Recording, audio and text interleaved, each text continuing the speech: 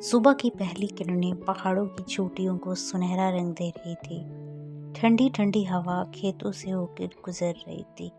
पक्षियों की मधुर आवाजें वातावरण को संगीत से भर रही थी और पूरा गांव एक नई उम्मीद से एक नए दिन की शुरुआत कर रहा था।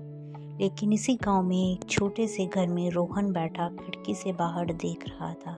चेहरे पर उसकी चिंता, आंखों में थकान और मन में निराशा भरा हुआ था। रोहन नए जमाने का एक मेहनती लड़का था, लेकिन उसकी एक बहुत बड़ी कमजोरी थी, उसकी सोच। हर अच्छी चीज़ में वह बुराई ढूंढ ही लेता था। अगर बारिश होती तो वो कहता अब सब काम बिगड़ जाएगा। धूप निकलती तो बोलता इतनी गर्मी में कौन कुछ कर पाएगा। कोई नया मौका मिलता तो वो पहले ही हार मान लेता था। गांव के किनारे में एक सुंदर सा बगीचा था जहां दया बाबा रहते थे। उनकी सफ़ेद दाढ़ी, शांत चेहरा, आंखों में गहरी चमक। उनका बगीचा तो मानो जैसे धरती पे एक स्वर्ग का टुकड़ा था। वहाँ पे रंग बिरंगी फूलें, मीठी खुशबू और हर तरफ हरियाली रहती थी। एक दिन वहाँ रोहन जा पहुँचा और उसने दया बाबा से बोला, दया बाबा, आपके बगीचे में इतनी रौनक कैसे है? सब आपके बगीचे की बहुत तारीफ करते हैं, जबकि मेरी ज़िंदगी तो सिर्फ एक सूखी खेत की तरह है।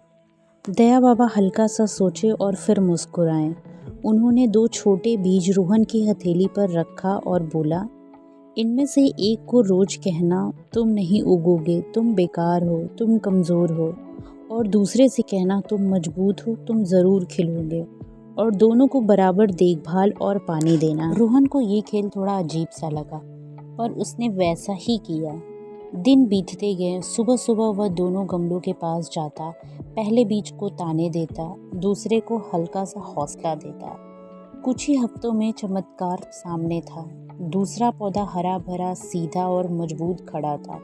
पहला पौधा पीला, झुका हुआ और कमज़ोर सा था। रोहन बाबा के पास जा पहुंचा और उसने पूरी बातें बाबा को बताई और पूछा, ये कैसे हुआ? दया बाबा ने आसमान की ओर देखा और बोले, बेटा, शब्दों में बहुत शक्ति होती है। सोच हमारे बीज की तरह होती है। जैसी सोच बोओगे वैसा जीवन उगेगा। अगर मन में डर, शिकायत और हार भरोगे तो जीवन मुरझा जाएगा, लेकिन अगर उम्मीद, विश्वास और सकारात्मक बोओगे तो जीवन खिल उठेगा। उनकी बातें रोहन के दिल में उतर गई और रोहन पूरी बातें समझ गया। उस दिन से रोहन की सोच बदल गई और उसने अपने शब्द भी बदल दिए। जब मुश्किल आती तो वो कहता कि मैं नया रास्ता ढूंढ लूँगा। जब हार मिलती तो वो कहता कि ये एक सीख है, अंत नहीं है। महीनों बाद वही रोहन गांव का सबसे आत्मविश्वासी और सफल इंसान बन चुका था।